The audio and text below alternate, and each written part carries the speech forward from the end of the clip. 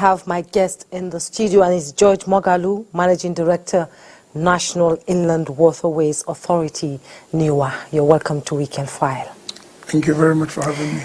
Now let's begin with the recent boat mishaps in the country and the reason, if you may, behind it, as experts have called into question the inadequacy of safety measures and lapses in the ability of your organization to enforce safety measures as well as sanction erring operators. Most people have said this is the reason behind this so many boat mishaps in the country. What are you doing about it? Well, before I go into full details about my intervention, I'd like to send our condolences to the government and people of the two states, that's Niger and Adamawa, where we had the most recent boat mishap, and also to the families of those who lost their loved ones in the process. We send our sincere condolences. For us in NIWA, we feel very bad when things like this happen. However, we are fully conscious of this challenge, and every effort is being put in place to make sure that situations like this don't occur. There are basic protocols and there are basic fundamental principles which must be adapted if really we are sincere about getting this done with this particular challenge. You find out that from statistics, from reports, like for example, when this incident happened, the Accident and Investigation Department of our agency moved in, and from preliminary reports that I've received from the one in Niger was a consequence of the quality of the vessel and overloading, principally. The one in Adamawa was a consequence of weather, the storm. They had a storm attack and there was quite a lot of turbulence, and then which led to the boat capsizing and then getting some people drowned. But be that as it may, we are there, we have this challenge and we understand this challenge, and we have consistently put in place measures. There are basic protocols that must be obeyed for us to enjoy water transportation. It is not acceptable for anybody to board any vessel when you are not fully kitted, when you are not wearing life jacket. It's an offense. It's also a criminal offense for you to overload a vessel. Like the last incident that happened in Kwara, a boat that was designated to carry less than 60 persons was carrying 250 persons, 253 actually. I don't know why anybody will expect that in such a situation that the boat will go safely and return. You find out that every effort is being made to get our people to understand. There is a law which we put in place barring the operation of vessels on our waterways after 6 p.m. or before 6 a.m. in the morning. The reason for that decision is that statistics, reports, evidence has shown that over 80 to 90% of the accidents that have happened on our waterway happen either in the night or very early hours of the morning. And the reason is very simple. These vessels they are using don't have night navigational aids and are not designed to operate in the night. And more so, if incidents happen late in the night, we will not have the opportunity to bring into full operation the search and rescue teams that we have monitoring our waterways. The one that happened in Kwara was by 1:30 a.m. in the morning. So we have that challenge, and we are doing quite a lot in terms of getting our people to understand. We have upped the ante with regards to sensitization. We have provided patrol vessels. Since I came into office, we have procured and distributed patrol vessels across our 23 area offices for them to be able to enforce the protocols that has to do with water transportation. We have provided ambulances. As we speak now, 11 of our projected 23 search and rescue stations are functional in our area offices. We have NIWA police that we are making sure that the issues that has to do with their logistics and welfare is given priority consideration. And okay, talking about the NIWA police, how do these boat operators escape the eagle eye of your staff? Yes, you see, like I did say, apart from the fact that we have NIWA police, we also have recruited and posted, trained and posted what we call river marshals.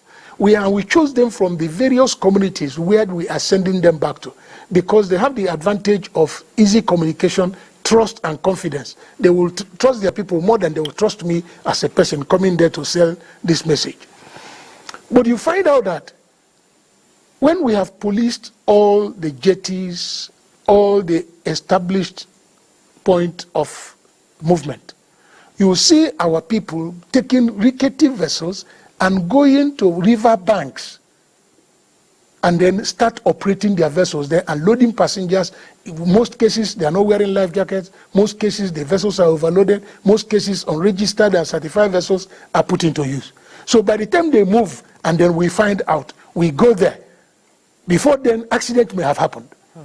So we have this challenge, and we keep sensitizing our people, keep educating our people, keep getting them to understand the implication of going against these laid down protocols. Because the moment you do that, what you are calling, you are just inviting disaster.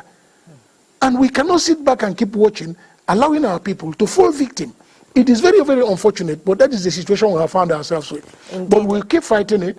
Fortunately for us, we've been able to get the approval of the transport code as we speak. Okay, now we'll get to talk about that when we come back from this break. And we're going to look at how equipped is NIWA in handling emergency response. We'll be right back.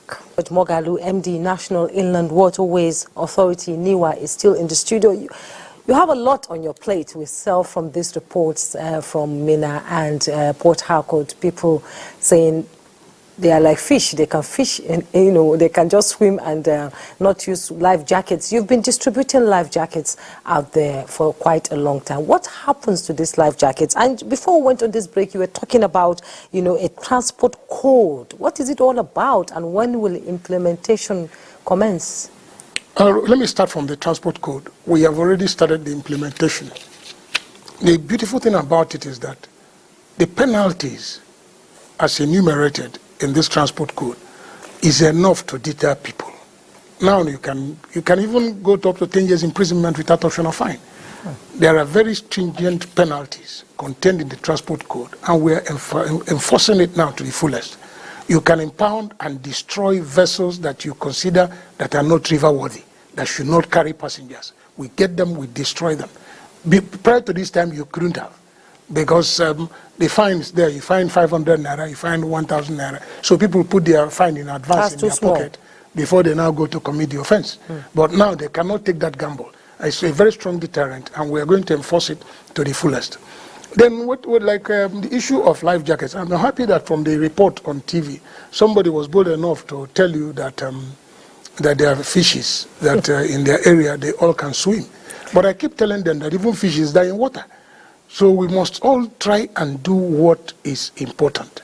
There was a time I was traveling, I was visiting a location by water from Lagos. I was going to Badagry to open a training session for about 400 of our boat operators that we were training.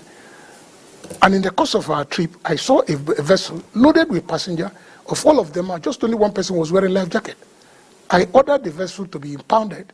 We parked them by the riverbank, disembarked all the passengers, sent to our office. They brought life jackets. I gave life jackets and got another vessel to move them to their desired location. But meanwhile, impounded the vehicle, asked our police to arrest the operator, and then sent him to court. We got judgment. He went to prison. So it's about getting our people. In fact, since I have this privilege to be with you here, I will beg, I keep begging our people, let us obey simple protocol. If the boat is supposed to carry 20, let us carry 20 or even less. By the time we carry 50 in a boat that should carry 20, what we are doing is that we are calling for disaster. Why don't we wait for the vessel to go 2-3 times and everybody will go home safe? But if we insist on moving the 50 persons at the same time, the vessel wasn't designed to carry that weight. The tendency is that the boat will capsize, and then people will drown. And they are not even prepared. We have put search and rescue stations, like I said. We desire to put 23 in our 23 local area offices. But as we speak, we have completed 11, and they are fully functional. What we are doing is that we can have on-the-spot information so that we can move. I can get information in those 11 area offices from our headquarters in Lokoja to know what is happening. Once there's any challenge, our team will move in to see that we provide the needed service with regards to search and rescue. Like you said, whether we have all what we need. We can never have all what we need. That is the truth. If we had enough police, we wouldn't recruit the river marshals that we have now brought to work with us. And as we get along, we keep improving and we keep getting more people, keep training them, keep educating them, kitting them, and posting them to their local areas for them to be able to assist us to address this menace. Okay, how are you partnering with weather forecast agencies like NISA and NIMET, you know? Yes, we have a working understanding. We have signed an MOU with NIMET, and it has been quite helpful. We share data, we get information, we give them information, we work together with a view to keeping our people, the boat operators, aware of the weather situation across the country, so that, like the one that happened in Adamawa, the preliminary report that I've received from our accident investigation department shows that the boat ran into storm and the weather was so turbulent that even search and rescue team could not operate successfully. So that arrangement we have, that relationship we have established has been quite helpful, and we are giving out information, even the flood alert across the country. We have shared those information with states. I have personally written all the states in the coastal areas, states that are likely to be affected by the drought, by the flood. We have kept them informed, and as we get data, as we get information, as weather forecast comes in from our department and from the one we get in NIMET, what we try to do is to make sure that we circulate them, that everybody gets it firsthand. Okay, George Moghalu, MD, National Inland Waterways Authorities, NIWA, thank you so much for your contribution, and a lot of people I know out there are listening to you and will take precautionary measures to ensure the safety of lives and property on the waterways. Thank you so much for coming. My pleasure as always. Thank you. Take a break. One will